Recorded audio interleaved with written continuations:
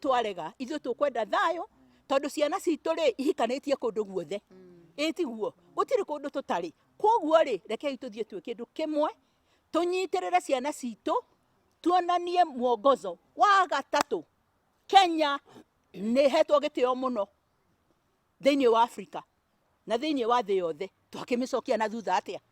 So we are here to, first of all, to talk about what we condemn in the strongest language of words any mothers or any nation should condemn in lack of respect for our only and first lady of this republic, the mother of this nation, the mother who has suffered, who has gone to detention because of the freedom of our country. Somebody can abuse the mother of the nation. What is going to happen to the young women who are running for, they want to run for MCAs, parliament, senate, governors?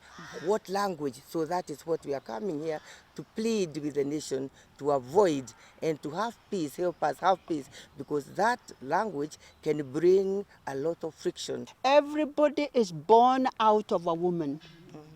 And for that reason, we need to be reminded, why do we love our mothers so much? We know where we come from. May we now realize that we can't go back and say we don't know where we came from just because we belong to this party or that party. Now,